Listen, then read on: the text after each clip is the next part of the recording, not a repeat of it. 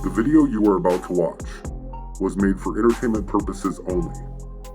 The views and opinions expressed in this video are those of the content creators themselves and should not be taken personally. So sit back and enjoy. Breaking fuck the news, Rokana just posted a video saying that there is an emergency vote going on at 12 o'clock midnight that had just been called to order so Congress could do a secret vote on FISA. It's the Foreign Intelligence Surveillance Act, and what it is to give Donald Trump more access into your lives.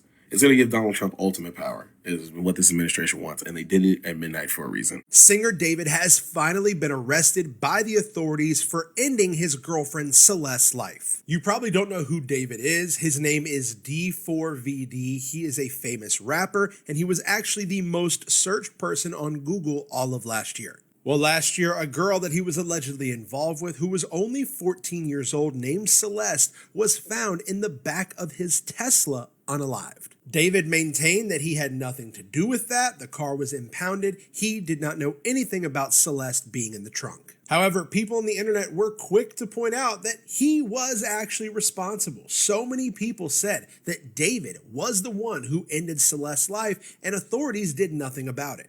Until today, just a few hours ago now, David has officially been arrested by the LA Sheriff's Department and will be going in front of a judge on Monday to finalize these charges. And what makes it even worse is that David, who is now 21, was allegedly in a romantic relationship with Celeste, who was only 14 when she passed away, and he was 20, making it a 6-year age difference and her a child.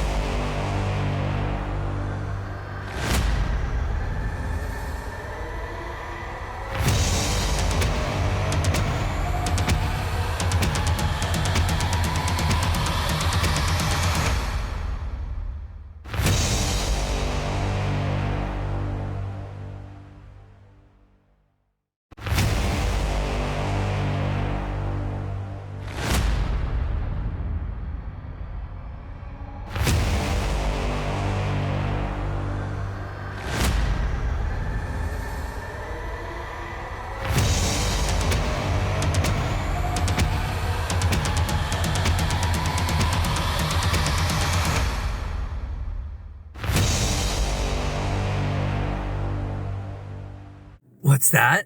Oh, there's an extremely scary way that kids are being taken right now, and it absolutely terrifies me. Tell me more! This new method is creepy, and of course it's using technology to accomplish what they want. Now, there's several methods similar to this one, but this one's a little bit different. What happens is a child will receive a phone call, and it's usually some sort of a FaceTime audio call. And it has, for example, somebody they would know, such as a parent. It's going to say either mom or dad on the caller ID. So what happens is the voice will sound identical to the parent on the caller ID, and they'll try to lure them outside. And the way they'll do this is it's usually some sort of phrase like, hey, I just got home, I have groceries, come out the front door so you can help me with them.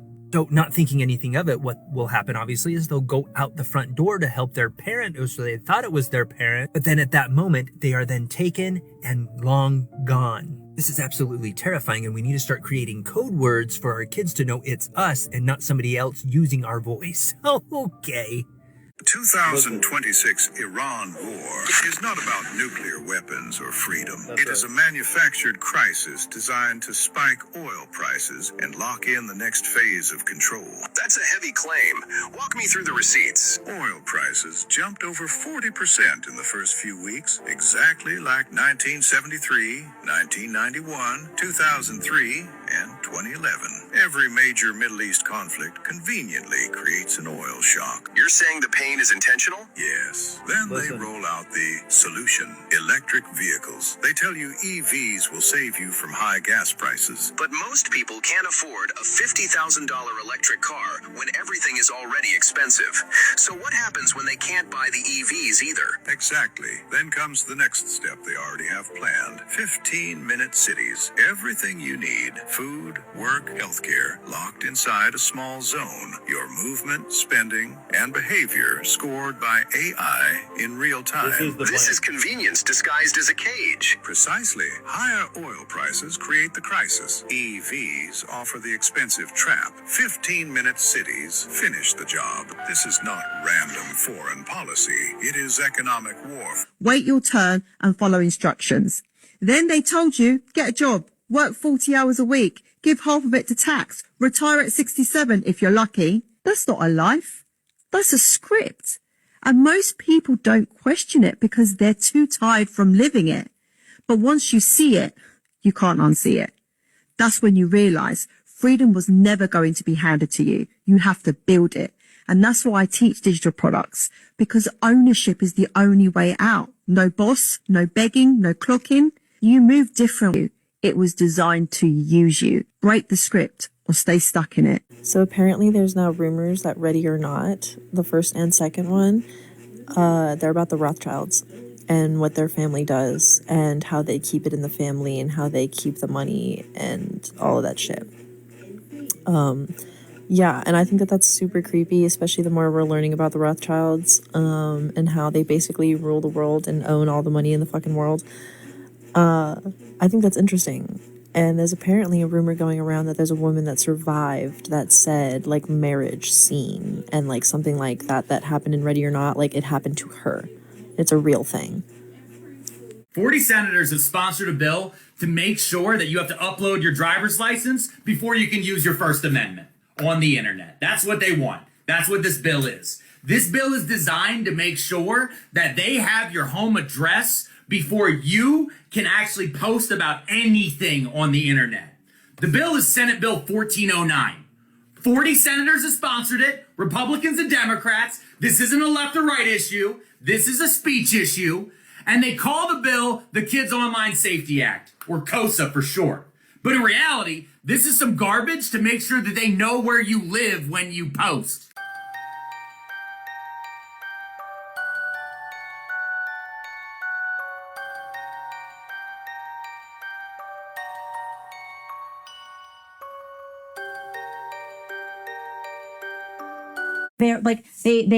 I believe, and this is after I did an episode on this, which people should watch, about the origins of NASA. Satanic, literal satanic art. Okay, so you can't sit here and ignore the fact that literal Satanists, and I believe that it was this group of people. They established NASA. They were saying satanic chants every time they were lighting a rocket in the desert over here in California, in Pasadena, or actually Devil's Canyon, and they were open about the fact that they were having demonic sexual rituals, believe that they had summoned demons. This is not a conspiracy. This is on Wikipedia too. Look it up. Look up Jack Parsons and what he contributed to NASA. Go watch my episode on the satanic origins of NASA. It's not a conspiracy. Openly, Jack Parsons was considered the protege of Aleister Crowley. These were literal Satanists, right? They believed they had summoned demons. He was trying to get a woman who was a virgin pregnant via satanic rituals that were happening out here in California. He wrote to Aleister Crowley that he was going to produce a moon child, as he called it. This is on Wikipedia. I'm not like Reddit threading you guys here. You can look this up, Jack Parsons. And he was openly a Satanist. Because we are not going to win if you're too afraid to call these things what they are, which is satanic. It turns out billionaires, politicians, and economists really have just been gaslighting us for the last 3 years. Yesterday, an explosive economics report was released by a think tank out of DC confirming what you and I and everyday Americans have been screaming from the rooftops for the past 3 years, that these record high price increases that we've experienced in everything from gasoline, lumber, poultry, eggs, and diapers haven't actually been being driven up by necessities, supply chain issues, COVID recovery, or labor shortages. No. It turns out that 53% of all price increases that have quite literally bankrupted middle America have now in fact been confirmed to have been driven by one singular thing: billionaire corporate greed and their record and relentless pursuit of profits. It's as vulgar as it sounds, and I'm sorry to say the outlook doesn't look good, but let's get into this and talk about how we can still fight back and protect our households, our income, and our economy. I think we're done waving signs, guys. I think we're done dressing in stupid fucking frog costumes and waving stupid fucking signs. I think we're actually moving forward to something that matters and works. One pile of toilet paper on fire and one non-alcoholic cocktail has done more for class consciousness in the last 48 hours than an entire summer of grouchy parades. I think people are done waiting for permission. They're done waiting for there to be a collective through line that emerges. I think people are just done and taking matters into their own hands. Gone are the days of begging your congressman to care. And coming are the days when the handful of people who are destroying this planet come to the realization that they're out of touch, but not untouchable. There will always be more of us than there is of them. So put down the goofy fucking sign and pick up a pitchfork. And let's fucking go. This is huge breaking news coming in. The U.S.-sanctioned Chinese tanker has just passed the Strait of Hormuz despite the U.S. blockade. The Chinese tanker Rich Starry, which was sanctioned by the United States on March 2nd in 2023, successfully passed through the Strait of Hormuz. According to Bloomberg, the Chinese tanker is testing President Trump's naval blockade. This comes after a serious warning from Chinese Defense Minister Dong Jun. He said that, "We have trade and energy agreements with Iran. We expect others not to interfere in our affairs, and the Strait of Hormuz is open to us." This is being seen as a direct message to the United States. Right now, the U.S. blockade is under action, and the situation is tense, but still Chinese tankers are passing freely through the strait. Right now, the U.S. is trying to control shipping routes, Iran is refusing to give up control, and China is stepping in to protect its interests. China depends on Iranian oil, so blocking the strait directly affects it. By making this statement, China is clearly pushing back against U.S. actions. It is now turning into a direct standoff between the U.S. and China. Make sure to follow for latest updates. Either just vanished or disappeared in the last few years. So we hope we'll break this down for you. We put this together. The cases span from July 2023 to now. In some, deaths remain unexplained or lack full public detail. In others, sudden disappearances with few answers. So check out some of these cases. Most recently, retired Air Force General William McCaslin vanished in February. He walked out of his Albuquerque home, leaving behind his phone. Previously, he oversaw some of the Pentagon's most advanced aerospace programs. Then check out this case also in February. Astrophysicist Carl Grillmer, who worked closely on NASA missions, was killed outside of his home. Police did arrest a suspect in that case. Then 8 months earlier, U.S. rocket scientist Monica Reza disappeared while hiking in California's Angeles National Forest. Records show she worked on advanced aerospace materials. I spoke to Congressman Eric Burleson, who's calling for an FBI investigation. Well, these were not ordinary citizens. These are some of the most advanced scientists that are working on some of our most critical nation secrets. This has all of the hallmarks of a foreign operation. And so this is something that we need to be investigating. And Dana, so far, no local authority has publicly connected these mysterious deaths and disappearances. We did reach out to the FBI last night, who told us they have no comment. There are these 10 missing scientists with access to classified stuff, nuclear material, aerospace. They've all gone missing or turned up dead in the last couple months. Based on what you've been briefed, what do you think is happening here? And do you think that this is connected or totally random? Well, I hope it's random, but we're going to know in the next week and a half. I just left the meeting on that subject, so pretty serious stuff. But we're going to be hopefully, I don't know, coincidence, whatever you want to call it. But some of them were very important people, and we're going to look at it over the next short period. Is it possible that some foreign adversary is in the United States scooping these people up? Well, you know, Biden had open borders. It wasn't very hard to get here, but we've gotten many of them out. You know, we've caught many people, many very bad people, including thousands of murderers that we've taken out of our country, thousands of drug lords that we've taken out of our country, hundreds of thousands of prisoners that were let into the U.S. that we've taken out of our country. As far as the scientists are concerned, we'll probably have a pretty good answer over the next week. And with the peace talks in Iran. Okay, this is one of the most disturbing things I've seen in a while. According to reporting from the Western Edge, an Amazon worker collapsed, hit his head, and died right there on the ground, middle of a shift. One woman jumped to immediately start doing CPR, and another one who is CPR trained sat there and watched in horror as she asked her manager, "Can I go and help? I'm trained. She's going to need a break. I'm going to need to sub in. Can I go help? Her manager told her, it's best that you turn and look the other way and get back to work. Let that sink in. A fellow worker lying there on the ground in need of desperate life-saving help that you're trained to do. And you're told to forget about it and ignore it because Amazon's profits are far more important than that human being who's lying there clinging to life. So instead of stopping everything and treating it like the emergency that it is, workers say they were instructed to look away. The one employee who is CPR trained and asked if she could help and was told to get back to work, she was actually told to let the crisis team handle it and get back to work. Back to work, while a co-worker lies dying on the floor. According to the report, operations didn't stop, not immediately and not fully, because the priority wasn't the person, it was the productivity. Packages, timelines, metrics. Think about what that says. Because this isn't just about one tragedy. It's about a system where workers feel just so replaceable. Where even in a moment of life and death, the machine just keeps on moving. And if this is how it really went down, it's not just a failure of management.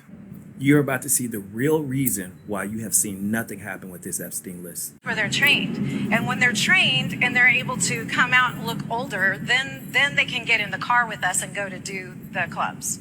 So we're getting the picture here. Our team's on the ground. And all of a sudden she goes, hey, we're going to be on tour for the next 3 weeks. Where are you going? She gives us the locations. So our team's planning to follow. We're looking for an opportunity to just snatch this girl, right? But we know we're dealing with a lot. What happens if the 9-year-old when you guys are gone? Oh, she goes to a warehouse. What warehouse? I don't know. We don't know. They go to the warehouse. That's where the kids go when the other ones are on a tour. One team follows the 9-year-old to the warehouse. One team follows the other girls on tour. At the warehouse, believe it or not, there are a bunch of kids, and it's completely controlled by black SUVs and obviously mafia of some kind who are completely controlling this property. We flew drones to monitor the property. We decide, based on the number of bad guys there, that we need a 3-letter agency to help us out. So I get on the phone with my contact with a 3-letter agency. The agency says, yes, we'll call our counterparts, and we're going to send a team to go raid that place. Guess what really happened? Now, we're flying drones over, and we have surveillance on the ground. That 3-letter agency rolls up, knocks on the door, tips everybody off. Everybody in the building gets into their vehicles and disappears. And we get a call, oh yeah, we searched the property, there's nobody there. You guys are crazy. But we watched that all happen. Did you guys hear what's happening in Mexico and will be fully in place by June 30th, 2026, which affects 127 million people? Listen to this. And this is what people have been warning about for years, and they were called theorists. Like, there's no way they would do that. It's happening in Mexico, and it's planned to happen everywhere else, by the way. So this is why we need to say no. Mexico is mandating, remember, mandates mean nothing if you say no, that all 127 million mobile phone users register their phone numbers with biometric data, including fingerprints, iris scans, and facial recognition by June 30th, 2026. And if you don't, you will be cut off from cell service. Every single user with a SIM card must register.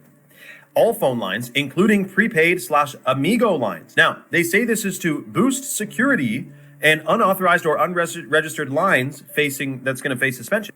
So hundreds of thousands of middle schoolers are dropping out of middle school because of the Epstein files. Well, do you realize that kids in elementary school, middle, and high school are also reading the Epstein files and wondering why the F the adults aren't protecting them? That really is sad. Guys, if you didn't know, a lot of, especially the middle schoolers that I just touched on, okay, that did not sound right, but anyways, they're holding a lot of rallies in games like Roblox and Minecraft, like actually doing protests, which that's definitely a small minority of them, but there's people doing it. Imagine being that young and already realizing the system does not prioritize your safety. No wonder trust in institutions is collapsing. Literally posted that their kid asked me to explain the Epstein files and they wrote an entire whiteboard. That is actually... A lot of people are pointing out that their 14-year-old middle schooler kid are being asked by the parents, like, hey, what do you think about the Epstein situation? They're like, oh, he's just a pedo creep with the island, right? Like, they're not as angry and as tuned in as a lot of adults are. But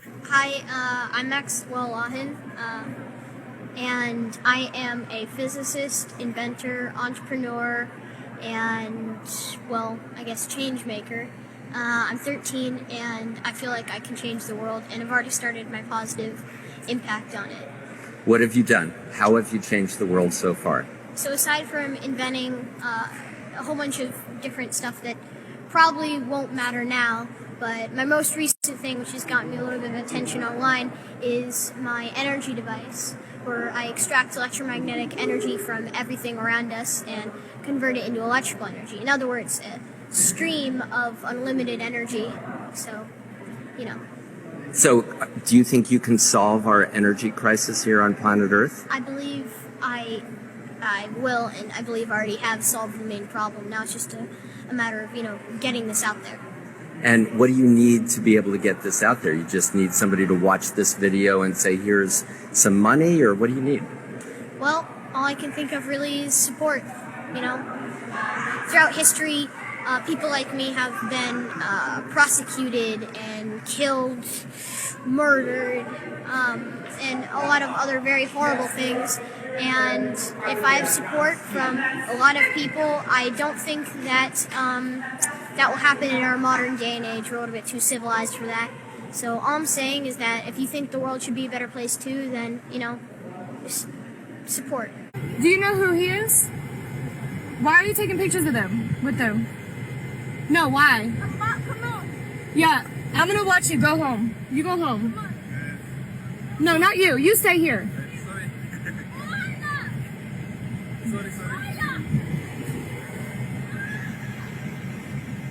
Yeah, run!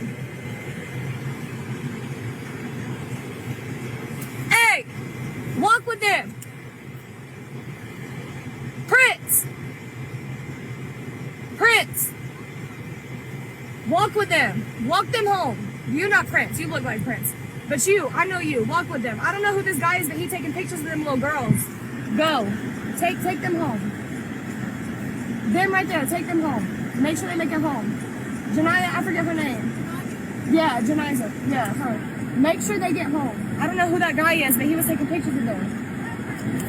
A Texas woman is going to jail after she opened up a bar where guys could pay her to spike the drinks of girls they wanted to take home. Except she wouldn't spike the drink. She would take his money and call the police, and then the police would come down. And she'd say, hey, I have this guy on camera paying me to go spike that girl's drink over there. So can we arrest him for attempted assault on that young woman? And this community service was absolutely working. She was taking these guys off of the street and putting them in jail until one time she did it to a guy whose dad is the district attorney in the area. And he said, no, we're going to go after the bartender for entrapment. She's setting up these traps that are totally unfair, and we're going to make sure she goes to prison. When her friends heard that she might be going to prison because of this crooked district attorney, they went online, figured out where he lived, and then burned his house down. He barely made it out of the house in time before he would have been completely engulfed in flames. And allegedly, when the prison guard informed her that her friends did this, he said,